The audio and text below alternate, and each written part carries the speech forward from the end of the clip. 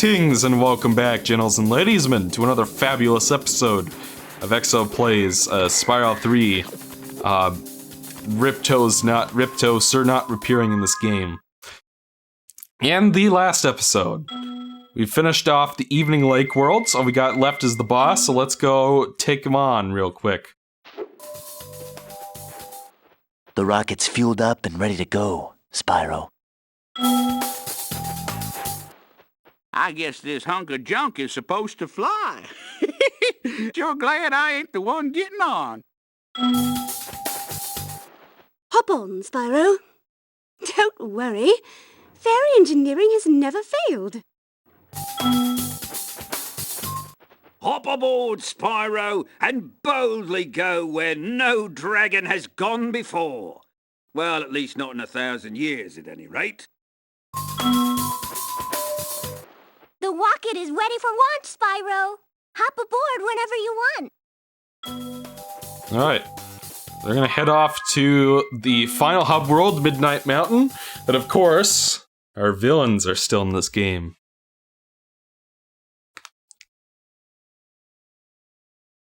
That's it.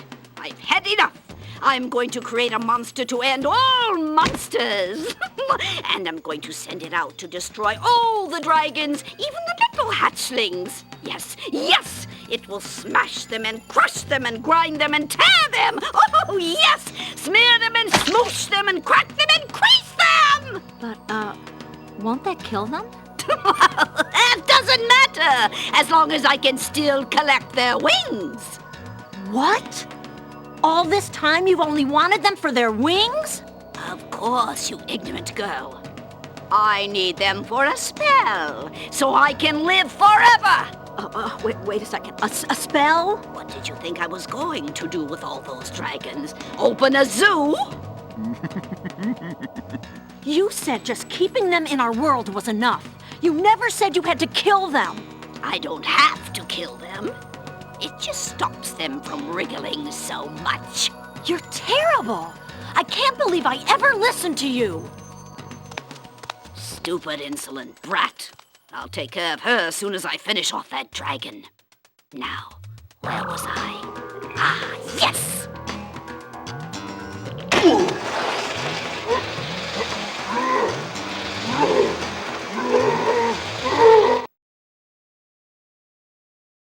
Damn, son! Is that a bombshell of a revelation or what? That is why the Sorceress is the best villain of the trilogy. She's everything that Ripto wasn't, but we'll unpack that cutscene in just a second. This might be our last stand, Spyro. The sorceress plans to use this monster to destroy every iota of her opposition, beginning with the two of us. Alas, there is no time for ruminating. A battle awaits us. I will endeavour to assist you by means of a steady provision of combustible projectiles. So yeah, the Sorceress created this monster to kill babies. And it is by far the freakiest monster she has sent out yet. So this boss is kind of reminiscent of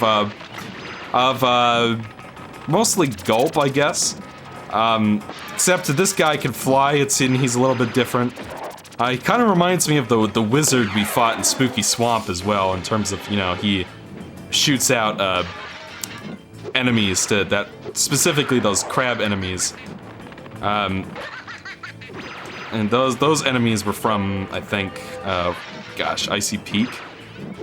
So there are a couple different types of weapons that Bentley will give you, and once again, I do appreciate how the other playable characters will help you out during boss battles. I thought that was kind of a neat touch. But yeah, this boss is pretty easy, honestly.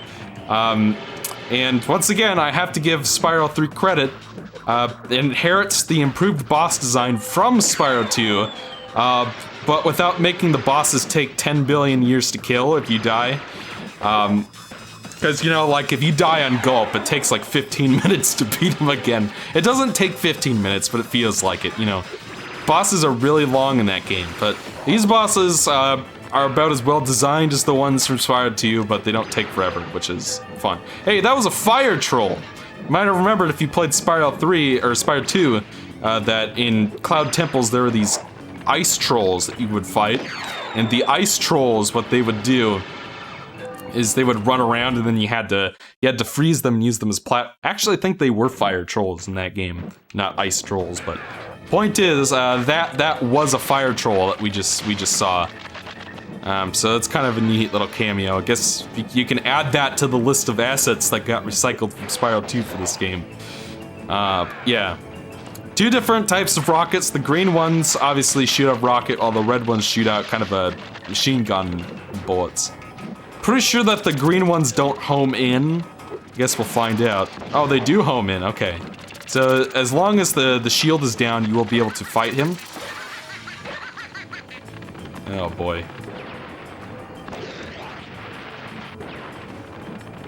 Yeah, so whenever he stops in place, he will create the shield. And yeah, he will hatch different eggs out of his, or hatch different enemies out of his eggs rather. So yeah, you gotta be able to deal with the enemies, and until you do, the shield won't go down. And kill the fire troll. So I guess the fire trolls are mortal. Spyro can kill them, I mean. And it looks like the machine gun power-up has kind of an auto-aim feature on it, where when you get close to the boss, it'll automatically aim upwards at it. Otherwise, it'll shoot straight ahead. Yeah, I can't believe none of those hit him. Oy vey. And as always, you have limited health, so careful with that. Yeah, but this boss is legitimately pretty freaky, and I love the background as well. Oh, look at that! Looks like he's wising up a little bit, because he just summoned the first boss again as an enemy that he just creates he could fight you with. Come on, you. Fuck off, Buzz.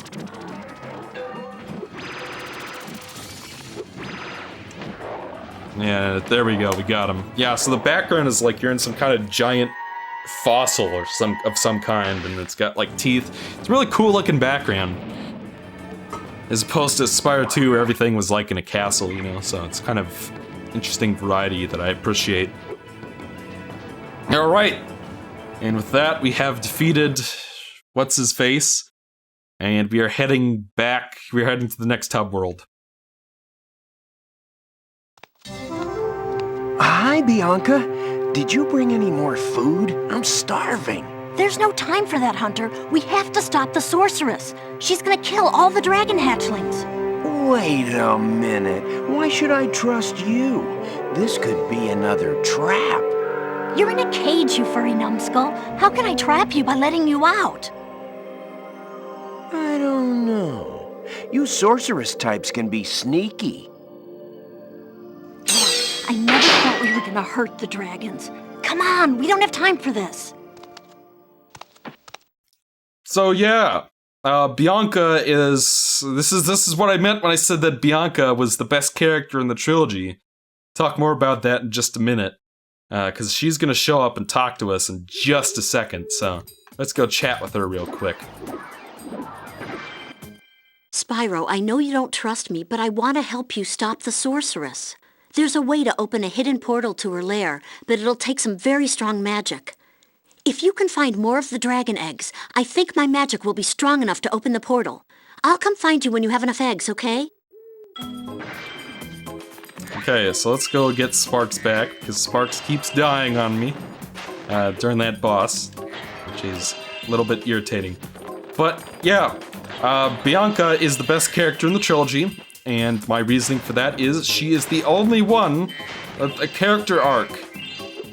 Spyro kind of had a character arc in the first game. He didn't really have one in the second game. I guess Hunter learned to, in the second game, Hunter learned to trust Spyro, and then they became friends. That was definitely an arc for him, but, you know, in terms of a character really changing and really coming into their own, you can't beat Bianca in the original trilogy. Yeah, she goes from being, you know, kind of a... I don't know, it's kind of implied throughout the whole game that she really wasn't in on the sorceress's methods, that she always had some intrinsic disagreements, but she feared the sorceress too much and was really desperate to be recognized as a sorceress in her own right, that she just kind of went along with it. But we see that she has a very strong moral core as well. And when that moral core is basically when the sorceress is basically telling her to do something that she really disagrees with, she stands up to it. She's like, I'm not killing no babies for you, sorceress. And then she joins Spyro and helps you for the rest of the game. She becomes one of Spyro's best friends in the later games. So yeah, Bianca is one of the big recurring characters in the series as well, so. Alright, this thief is really starting to piss me off. Die. And there we go, we got Miken. Not to be confused with Iken, the best anime of all time. That was another bad joke for you, Victor. I hope you enjoyed it. So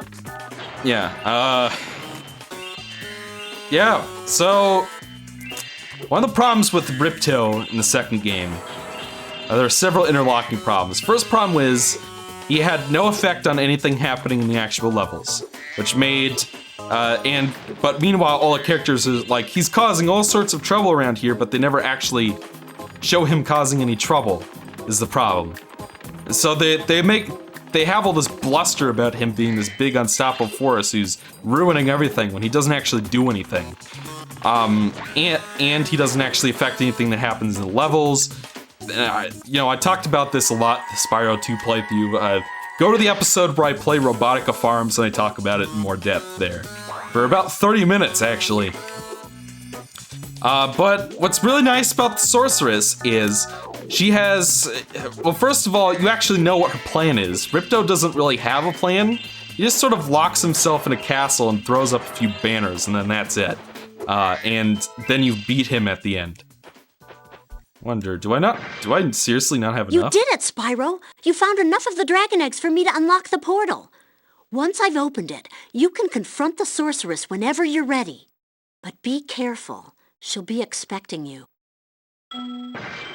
Let's see, there are no gems in there, so good. Yeah.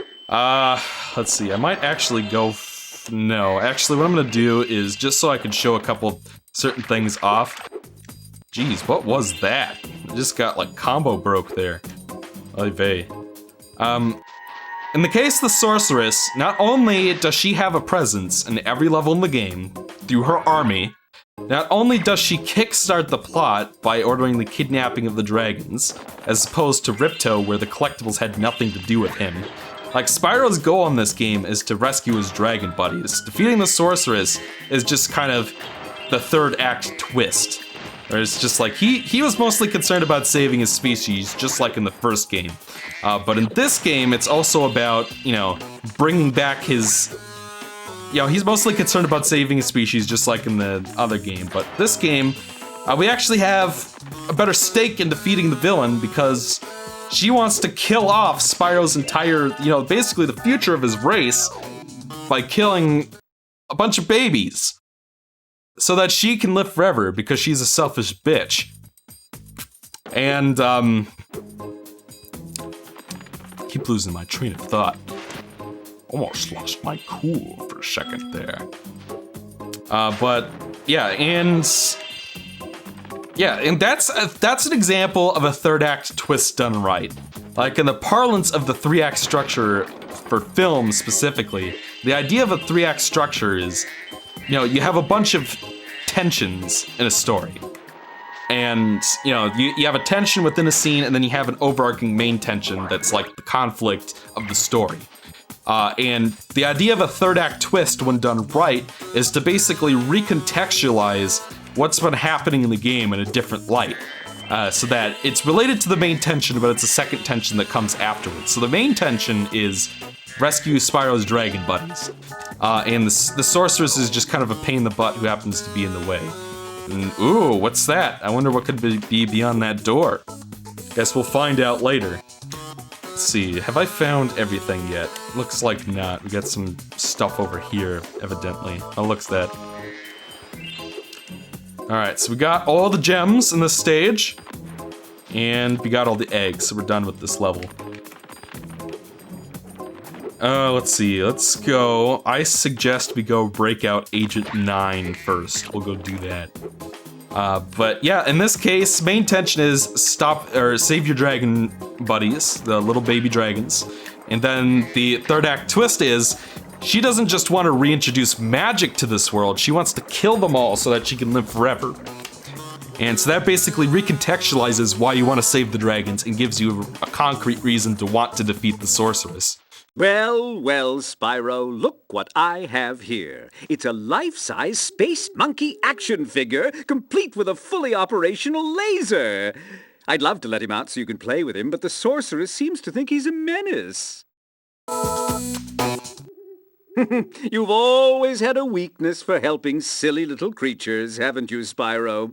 Oh, well, I suppose there couldn't be any harm in letting him out. Could there?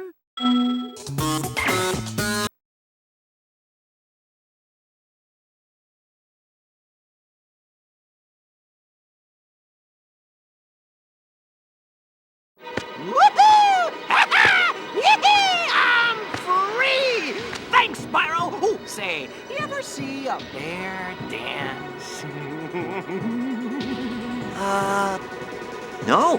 Well, it's your lucky day. Check this out.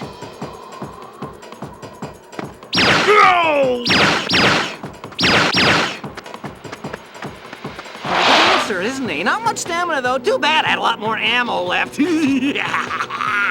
Anyway, I heard all about how you've been fighting the sorceress and her armies and kicking all that butt, and I just wanted to say, huzzah! Yippee! Woohoo! Wish I could stay, but my homeworld's been overrun by Rhinox since I've been captured. If you happen to see the sorceress, tell her I'll be giving her dancing lessons real soon. Know what I mean? You bet. Later!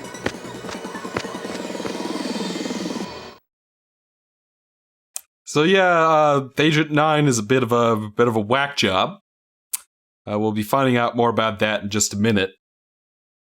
But yeah, and then you couple the sorceress actually being a legitimately threatening villain who actually is effective in the plot with Bianca actually having some kind of character arc, and you have easily the best plot in the trilogy, no question. What was that? Did you see a Rhinoc? I thought I saw a Rhinoc. Ooh, take it from me, Spyro. Never spend a week in a cage. Next thing you know, your whole island will be knee-deep in Rhinocs. Well, gotta go. Mr. Laser Blaster and I have a whole lot of work to do.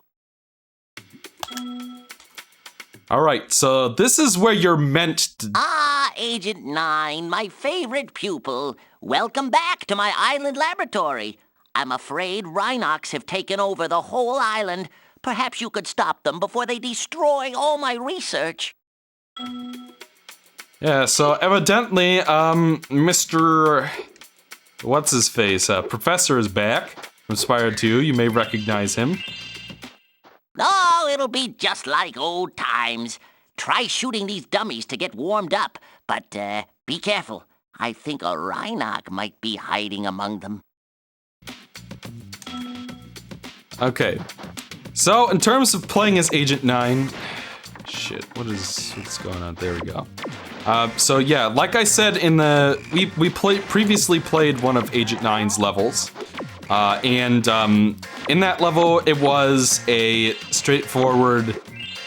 It was a first-person shooter level, and that's my personal favorite Agent 9 section in the game. That's the one I enjoy playing the most. It has the best combat. It just feels like... it feels almost like something that could have been in Doom or, what have you. By the way, this level has these balloon things floating in the sky, so make sure that you're going after them. I must have played this level for the,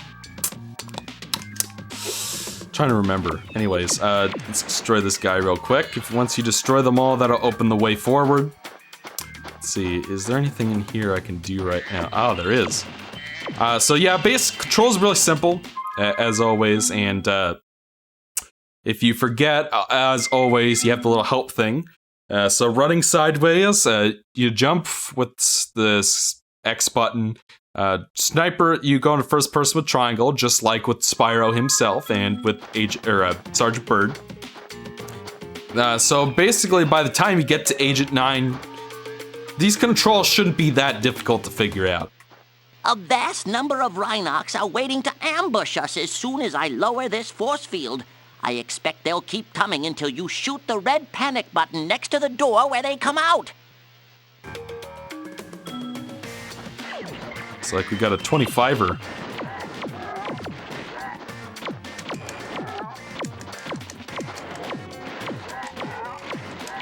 Sorry, I had to concentrate. There we go, got him. So as you can see,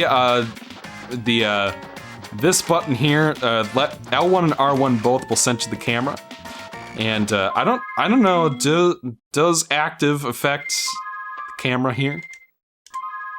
No, I don't want to do that. I just want to go back. All right. No, so they managed to get it right for Agent 9, but not for Sergeant Bird. So as you can see, you strafe back and forth to dodge enemy fire and aim at enemies properly. And I find that it works, this control scheme works just as well with both the analog stick and with the D-pad. So no matter what you're working with, you should be all set. L2 and R2 obviously turn the camera. So if you have ever played Mega Man Legends, this is literally the exact same control scheme. Like I mentioned in the previous section we talked about. So yeah, so definitely that'll be pretty easy for you to figure out if you've already played that game. There is this guy up here. Make it easier, because otherwise I'll forget. And you know how much I love forgetting things. That's as in I don't love forgetting things. Let me walk all the way over here. I'm pretty sure there's another balloon I could shoot down over here somewheres. And you can zoom in and zoom out with L1 and R1 while in first-person mode. Like it's not a very common control scheme nowadays, but it doesn't really take that long to get used to in my experience. Like it's really easy to figure out that L1 and R1 strafe, square jumps, circle shoots, the same. Triangles first-person mode. It's very similar to the other characters. So if you play the other characters at this point, it's pretty easy to slip into Agent 9's gameplay. These indicators show that a bunch of Rhinox are hiding behind the display screen. I'll switch on the view pedestal, and you shoot them as they attack. I recommend using your sniper mode. So Agent 9's island is just, in terms of game design, is kind of just a good rundown of Agent 9's abilities. He controls really, like the controls for all of these secondary characters are perfectly fine from my experience. It's not like with Crash 3 where, actually speaking of Crash 3, I was, discussing that game earlier. You cleared them out! Let's see what kind of shape the machine room is in. I have a feeling the Rhinox haven't been keeping it too clean. So one of the problems with, what the hell was I talking about? Fuck you, Professor. But, yeah, one of the problems I had, whatever. Now's a good place to cut things off anyway. Join me in episode 18, and we will clear out the rest of Agent 9's island and move on to probably another level on Midnight Mountain. Until then, I'm EXO, and I'll see you guys next time.